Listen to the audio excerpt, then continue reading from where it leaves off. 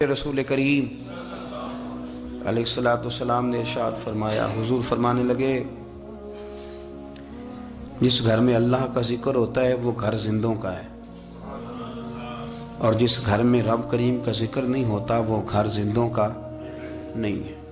گھر نا ہم نا کتابوں میں پڑھتے ہیں کہ ایک بزرگ کہتے ہیں، حضرت فضیل بن عیاض کہتے ہیں کہ میں ایک گلی سے گزر رہا تھا تو گھر کے اندر کسی قاری سامنے قرآن کی آیت پڑھ دی، ولی من خاف مقام ربہ جنتاں، میں تے میرے کانوں سے ٹکرائی تو اللہ نے میری کایا ہی پلٹ دی، میں توبہ کر گیا۔ اب گھر کے اندر سے آواز آئے تو صحیح نہ تلاوت کی، پر اندر سے آواز آتی نہیں، یا ڈیک بجنے کی آواز آتی ہے، یا ٹی وی چلنے کی آواز آتی ہے، یا دھوم مچانے کی آواز آتی ہے۔ عبادت کا وہ جو خاص شوق تھا، وہ جو حسن تھا، وہ جو توانائی تھی، وہ جو بات تھی۔ ایک جگہ پہ ہم بیٹھے تھے تو وہاں ایک صاحب آئے اور انہوں نے آتے ہی کہا کہ مہربانی کریں ذرا مجھے مصلی دے دیں، میرے نہ کچھ نفل رہ گئے۔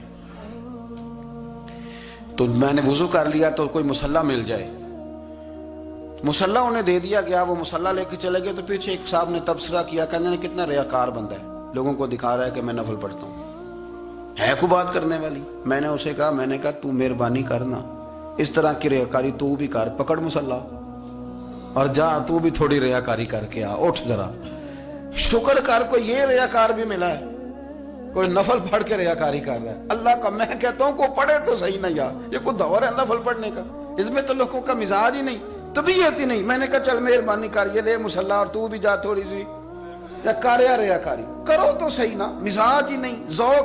جمعے کی نماز پڑھ کے یوں دنیا بھاگتی ہے، او ہو پتہ نہیں کون سی پیچھے آگ تھی جو بجھائی جائے گی، اور آج تک لوگ مسئلہ پوچھ رہے ہیں کہ جمعے کی بعد والی سنتیں کتنی ہوتی ہیں۔ میں نے کہا کتنے سال ہو گئے جمعہ پڑھتے، کتنے سال ہو گئے، ابھی تک سنتوں کا نہیں پتا، ابھی تک نے علم کے پہلے کتنی رکھتے ہیں اور بعد میں کتنی رکھتے ہیں۔ فجر کی سنتیں کب پڑھنی چاہیے، سنو فجر کی سنتوں کے بارے میں۔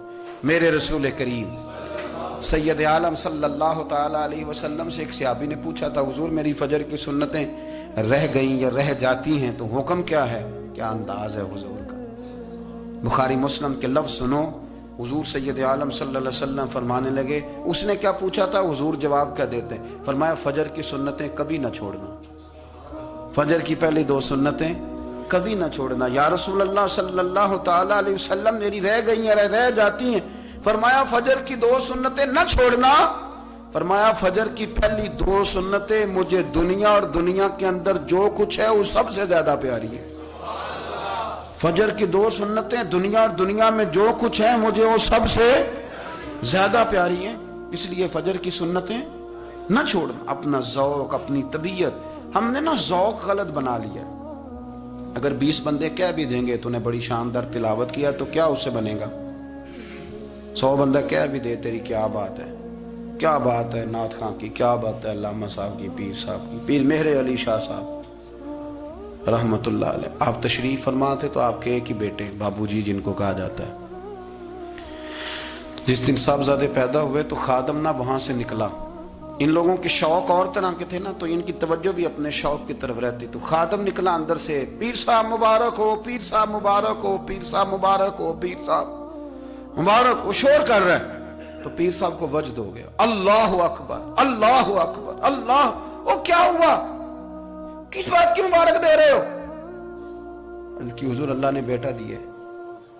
تو آپ فرمانے لگے اچھا حضور آپ کیا ہوا، آپ تو پریشان ہو گئے۔ فرمانے لگے جب تو نے 3 دفعہ کہا نا مہر علی کو مبارک ہو تو میں سمجھا تھا شاید تجھے کسی نے بتا دیا ہے کہ مہر علی سے اللہ راضی ہو گیا، میں سمجھا تھا کہ شاید تو یہ خبر لے کے آیا ہے کہ کسی نے بتایا ہے کہ مجھے آج خبر ملی ہے کہ مہر علی سے رب اچھا پتر ہوا ہے، الحمدللہ اللہ کا شکر ہے، پر میرے لیے مبارک کا دن وہ ہوگا جب میرا رب کہے گا کہ میں مہر علی سے راضی ہوں، میرے محبوب کہیں گے کہ میں مہر علی سے، آپ بات کو سمجھیں۔ شوق ہی کسی اور طرف تھا، دل ہی کہیں اور لگا ہوا تھا، طبیعت ہی کہیں اور مائل تھی۔ کوئی وظیفہ پوچھتے تھے تو پڑھتے تھے وہ لوگ، کچھ اللہ اللہ انہیں بتائی جاتی تھی تو کرنے کا ذوق رکھتے تھے، طبیعت تھی، قائل تھے۔ حضرت ربیع کہتے ہیں میں بڑی دور سے سفر کر کے گیا حضرت اویس کرنی سے ملنے، بڑی دور سے، اور جب میں پہنچا تو فجر کا وقت تھا، تو حضرت اویس کرنی کو میں نے پا لیا، تو وہ نماز پڑھ کے نا قرآن شریف لے کے بیٹھ گئے۔ فرماتے ہیں اشراق چاشت کا وقت ہوا تو نفلوں کی نیت باندھ لی. محدث ابن الجوزی نے لکھا ہے، فرماتے ہیں پھر جب زوال کا وقت ہوا تو مسجد میں جھاڑو دینے لگ گئے. زور کی نماز پڑھ کے تو عصر کی تیاری تک وہ مسجد میں بیٹھے رہے. اور میرے نبی پاک علیہ السلام نے فرمایا جو نماز کے انتظار میں بیٹھا ہو وہ نماز ہی میں ہے، وہ نماز ہی میں ہے. فرمایا میری دنیا، میری امت کی جو رہبانیت ہے نا وہ اتنی ہے کہ نماز کا انتظار کرے. اذان کے بعد نماز کا یہ راہب ہے، یہ اس وقت چھوڑ کے بیٹھے ہیں سارا کچھ. فرماتے ہیں عصر تک انہوں نے اللہ اللہ کی، پھر مغرب تک کی، عشاء کی نماز ہوئی تو نماز پڑھی تو وہ تھک گئے. اب مجھے وہ فارغ ہوں، مصلی چھوڑے تو میں ملاقات کروں نا. یہ آپ حیران نہ ہو کہ اتنی دیر بندہ کیسے اللہ اللہ کر. ہم نے کی نہیں نا اس لیے ہم پریشان ہیں. جو عادی ہوتے ہیں وہ کر بھی لیتے ہیں. وہ یہ کام، میری بات کی سمجھ آ رہی ہے؟ جب جاتے ہو کسی دفتر میں تو 8 گھنٹے کھڑے رہ لیتے ہو نا. مجبوری ہوتی ہے تو کھڑے رہا جا سکتا ہے. پاسپورٹ کے دفتر، بولیے، امیگریشن کی لائنوں میں، اور میں نے تو ایمبیسیوں میں بندے 12 گھنٹے پہلے جا کے کھڑے دیکھے، رہ لیتے ہیں کھڑے. تو اگر ان کاموں کے لیے رہا جاتا ہے تو اللہ رسول کے لیے بھی کھڑے رہا جا سکتا ہے.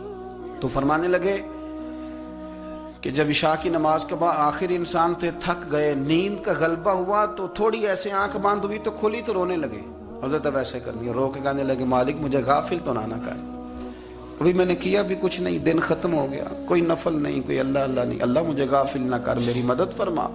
فرماتے ہیں جب وہ روئے تو میرے ساتھ جو شخص تھا میں نے کہا اٹھو چلیں. کہنے لگا حضور ملا نہیں. فرمایا جو میں لینے آیا تھا وہ مجھے مل گیا، جو میں ان سے سیکھنے آیا تھا وہ مجھے نصیب ہو گیا، اب اور میں نے کیا لینا، ختم ہو گئی بات، اٹھو چلیں.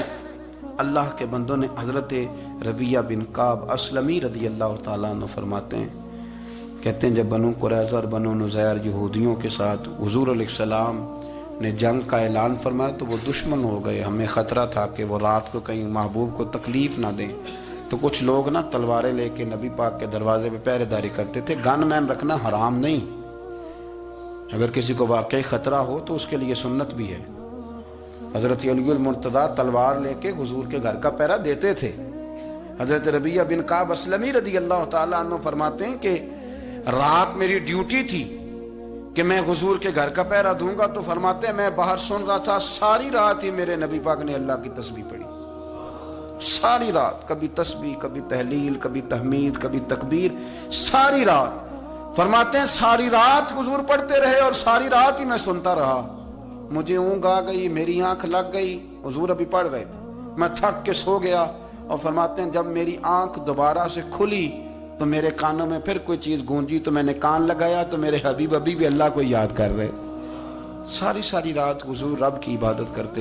اسی لیے تو کہا یا ایھا المزمل قم اللیل الا قلیلا، حبیب ساری رات تو نہ جاگا کر، تھوڑا آرام بھی کر لیا کر.